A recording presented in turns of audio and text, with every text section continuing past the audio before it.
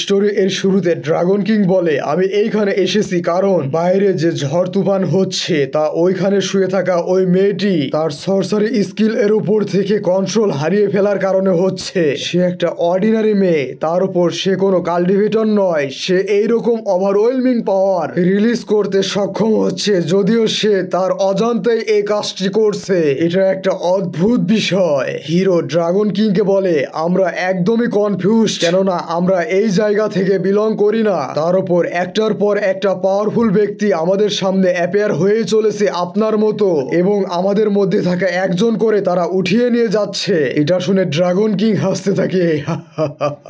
তার মানে তুমি এটা বলতে চাচ্ছ তোমাদের মধ্যে আরো অনেকে ছিল যাদের মধ্যে এক্সট্রা অর্ডিনারি পটেনশিয়াল রয়েছে, আর তারপর তোমাদের সামনে কিছু কাল্টিভেটর অ্যাপিয়ার হয়ে তাদেরকে উঠিয়ে নিয়ে গিয়েছে, এবং বর্তমানে যেমন আমি এই মেয়েটির জন্য এইখানে তোমাদের সামনে অ্যাপিয়ার হয়েছি।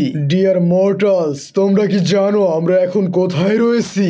এই প্লেস এর নাম হলো অ্যাসেনশন পাথ, অথবা পাথ অফ অ্যাসেনশন, অথবা তোমরা এটাও বলতে পারো যে এই জায়গা হলো আপার রালমে যাওয়ার একটা পথ, এবং 1 মাস পর এইখানে একটা ডাইমেনশনাল ড্রিফট ওপেন হবে আপার রালমে যাওয়ার জন্য, এবং এই পথ ওপেন হয় প্রত্যেক 1000 বছর পর পর। কাউন্টলেস হাই লেভেল কাল্টিভেটর এবং স্পিরিচুয়াল বিং অলরেডি গ্যাদার হয়েছে আপার রালমে যাওয়ার জন্য এই পথ হয়ে। আর তাই এটা কোনো অদ্ভুত বিষয় নয় যে তোমাদের সামনে আমার মতো কাল্টিভেটর অ্যাপিয়ার হবে। হিরো বলে, কিন্তু তারা এটা বলেছে যে তারা আমাদের কলিগদের নিয়ে গিয়েছে তাদের সেক্ট এ জয়েন করানোর জন্য, কিন্তু যদি তারা আপার রালমে চলে যায় তাহলে আমাদের কলিগদের সাথে কি হবে? ড্রাগন কিং বলে, তোমাদের মতো মর্টালসরা এটা কল্পনাও করতে পারবে না যে কাল্টিভেটরদের কাছে অনেক বেশি টেকনিক রয়েছে যার মাধ্যমে তারা কোনো বস্তুকে অনেক বেশি ছোট করে একটা ম্যাজিক্যাল টুলস এর মধ্যে এটা বহন করতে পারে। তার হাতে একটা ছোট্ট বোতল বের করে দেখিয়ে বলে, এটার মতো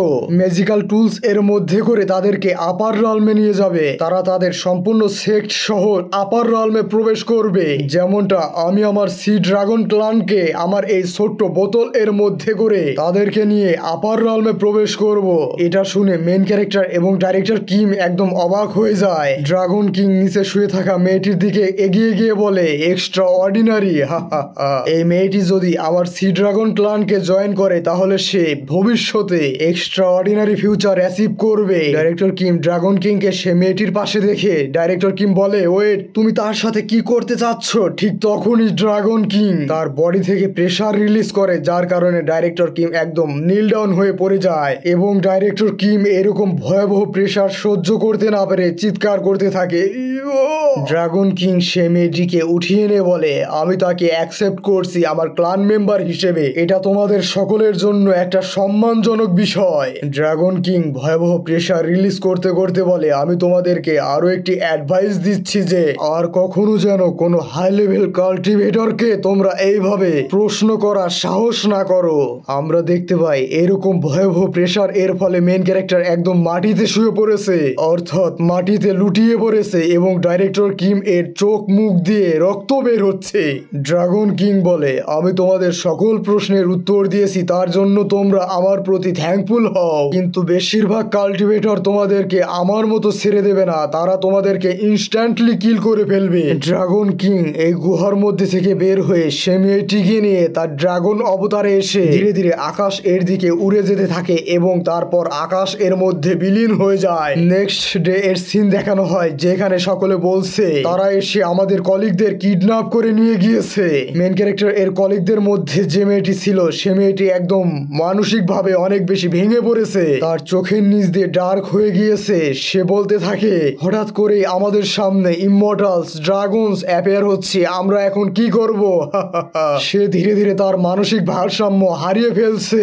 হিরো সে মেয়েটির কাছে গিয়ে তার কাঁধে হাত রাখে। ঠিক তখন সে বলে, হে ম্যানেজার সিও, তোমাকে অনেক বেশি ধন্যবাদ, তোমার কারণে আমি এখনো পর্যন্ত এইখানে সার্ভাইভ করতে পেরেছি, তুমি না থাকলে হয়তো এখন পর্যন্ত আমি সার্ভাইভই করতে পারতাম না এখানে। হিরো তার দিকে তাকিয়ে কিছুটা ইমোশনাল হয়ে বলে, সময় হয়ে এসেছে। ঠিক তখন আমরা দেখতে পাই সে মেয়েটির উপর কিছু প্রেসার রিলিজ হতে থাকে, সে মেয়েটির পাশ থেকে এনার্জি রিলিজ হতে থাকে। সে মেয়েটি তার মাথায় হাত রেখে বলে, এইখানে কেউ আসছে, এখন কেউ একজন এইখানে আসবে। ডাইরেক্টর কিম তার দিকে এগিয়ে যেতে থাকে এবং বলে, ম্যানেজার সিও, তার সাথে কি হচ্ছে? মেয়েটি বলে, সে অলরেডি এখানে চলে এসেছে। ডাইরেক্টর কিম বলে, তুমি কি বলতে চাও? ঠিক তখনই আমরা দেখতে পাই সাইড থেকে একজন বৃদ্ধ ব্যক্তি ভয়ানক দেখতে একটা প্রাণীর উপর এসে বলে, এইখানে মর্টালস কি করছে? সে বৃদ্ধ ব্যক্তি আবার বলে, ও আমি বুঝতে পেরেছি, যখন অ্যাসেনশন গেট ওপেন হয় তার আশেপাশে থাকা সমস্ত স্পেস অ্যান্ড টাইম একদমই আনস্টেবল হয়ে গিয়েছিল, আর তাই হয়তো তারা কোনো প্রকার স্পেস অ্যান্ড টাইম এর যে স্ট্রম রয়েছে তার মধ্যে ফেসে গিয়েছিল, এবং সেখানে ফেসে গিয়ে তারা নিজের অজান্তেই এইখানে প্রবেশ করে ফেলেছে। আমি অনেক বেশি জিনিয়াস, আমি অনেক বেশি ব্রিলিয়ান্ট একজন ব্যক্তি। যাই হোক, হে মর্টালস, এখানে এরকম পাওয়ারফুল অরা রিলিজ করছিল কে? তখন অনেক বেশি পাওয়ারফুল প্রেসার রিলিজ হচ্ছিল, যেটা দেখে আমি ভেবেছিলাম আপার রাউন্ড থেকে কোনো সেজ অ্যাপিয়ার হয়েছে এখানে। এটা কি এই মেয়েটি করেছে? তখন ম্যানেজার কি কিছুটা ঘাবড়িয়ে গিয়ে বলে, না না, এটা তো আমাদের কলি। সে বৃদ্ধ কাল্টিভেটর তার টেলিকাইনেসিস অ্যাবিলিটি ইউজ করে ম্যানেজার কিমকে একদমই দূরে ছুঁড়ে মারে। ঠিক তখন আমরা দেখতে পাই ম্যানেজার কিম ডাইরেক্টর কিমকে ধরার জন্য তার পিছে লাফিয়ে পড়ে, এবং ডাইরেক্টর কিম এর উপর যে ড্যামেজ আসতো তা সে সম্পূর্ণ নিজের শরীরের উপর নিয়ে নেয়। ডাইরেক্টর কিম কিছুটা ঘাবড়ে গিয়ে বলে, হে ম্যানেজার সিও, তুমি কি ঠিক আছো? ডাইরেক্টর কিম হিরোকে উঠিয়ে বলে, তুমি কি ঠিক আছো? ঠিক তখন তার পিছনে তাকিয়ে দেখে হিরো এর ব্যাক সাইড একদম অনেক বেশি ড্যামেজ হয়ে গিয়েছে। হিরো বলে, হ্যাঁ আমি এখনো ঠিক আছি। সে বৃদ্ধ কাল্টিভেটর মেয়েটির কাছে এসে বলে, দাঁড়াও, তোমাকে আগে পর্যবেক্ষণ করে নেই। আহা, তোমার কাছে কোনো স্পিরিচুয়াল রুট নেই, তবে সমস্যা নেই, আমার পাওয়ার ইউজ করে তোমার মধ্যে আমি স্পিরিচুয়াল রুট অ্যাওয়াকেন করতে পারবো। আমি তো এটাই ভাবছি, তোমার মধ্যে যখন একটা স্পিরিচুয়াল রুট অ্যাওয়াকেন হবে তখন ইমমর্টালস রালম এ কি রকম কনসিকুয়েন্সেস অ্যাপিয়ার হবে। সে মেয়েটি ভয়ে কাঁপতে থাকে এবং কান্না করতে করতে বলে হিরোকে, ম্যানেজার সিও। সে বৃদ্ধ এটা দেখে বলে, আমি তোমাকে আমার এই অফারটি দেওয়ার পরেও তুমি এখনো তোমার দুনিয়াবি মোহমায়া ত্যাগ করতে পারছো না। এরকম ঘটছে শুধুমাত্র এদের জন্য। এই কথা বলে সে তার টেলিকাইনেসিস অ্যাবিলিটি ইউজ করে ডাইরেক্টর কিম এবং ম্যানেজার সিও এর গলায় চেপে ধরে উপরে উঠিয়ে ফেলে। আমরা দেখতে পাই হিরো এবং ডাইরেক্টর কিম ব্যথায় কাতরাতে থাকে। যদি এমনই হয় তাহলে আমি তাদেরকে তোমার জন্য কিল করে ফেলবো। মেয়েটি ভয় পেয়ে যায় এবং বলে, প্লিজ তাদেরকে ছেড়ে দিন, আপনি যা বলবেন ফিউচারে আমি তাই শুনবো। বৃদ্ধ বলে, যদি তাই হয় তোমাকে তোমার অতীতের সমস্ত কথা ভুলে যেতে হবে, এটা তুমি সারা জীবন মনে রেখো। তারপর ডাইরেক্টর কিম এবং হিরোকে সে বৃদ্ধ ছেড়ে দেয়। সে বৃদ্ধ আরো বলে, কিন্তু আমি যদি তাদেরকে এইখানে এইভাবেই ছেড়ে দেই তাহলে তাদের প্রতি তোমার অ্যাটাচমেন্ট থেকেই যাবে। আমি তাদেরকে পাশেরই কোনো মর্টাল সিটিতে ছেড়ে দেব। এই বলে বৃদ্ধ তার হাতে পাওয়ার রিলিজ করতে থাকে এবং একটা গেট ওপেন করে। সে বলে, এটা একটা র্যান্ডম ডাইমেনশনাল রিফট, এর মাধ্যমে তারা অজানা এক মর্টাল সিটিতে চলে যাবে। আমরা দেখতে পাই সেই ডাইমেনশনাল রিফট হিরো এবং ডাইরেক্টর কিমকে তার মধ্যে টানতে থাকে। ডাইরেক্টর কিম চিৎকার করে বলে, এটা কি, এখানে কি হচ্ছে? মেন ক্যারেক্টার বলে, সে হার্বের থলিটি ধরে বলে, কোনোভাবে এটি ছাড়া যাবে না। সে মেয়েটি ডাইরেক্টর কিম এবং মেন ক্যারেক্টারকে সে পোর্টাল এর মধ্যে যেতে দেখে সে বলে, না, তোমরা আমাকে এইভাবে একা ফেলে যেও না।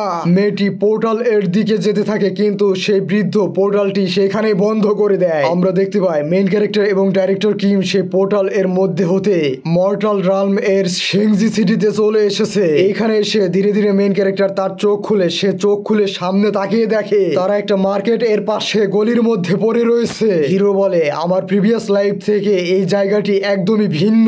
আমরা দেখতে পাই বাজারের মধ্যে দিয়ে যাতায়াত করতে থাকা সকলে বলতে থাকে, এরা কারা? এরকম ডিসগাস্টিং দেখতে, এরা কোথা থেকে এসেছে? হিরো বলে, সেই ইমমর্টাল তার মানে সত্য বলেছিল যে এই ডাইমেনশনাল পোর্টাল আমাদেরকে একটা র্যান্ডম জায়গায় পৌঁছে দিবে, কিন্তু কোনো কারণবশত এই জায়গাটি আমার ফ্যামিলিয়ার মনে হচ্ছে, চেনা পরিচিত মনে হচ্ছে। ও, আমি চিনতে পেরেছি, এই জায়গায় আমি আমার প্রিভিয়াস লাইফে একবার থেকেছিলাম। আমরা দেখতে পাই হিরো একদম বাজার এর মধ্যে দাঁড়িয়ে তার আশেপাশে সমস্ত কিছু পর্যবেক্ষণ করতে থাকে। তারপর হিরো বলে, এটা হলো ইয়ঙ্গো সিটি এর ক্যাপিটাল। এইখানে আমি আমার প্রিভিয়াস লাইফের অনেক বছর কাটিয়ে দিয়েছি।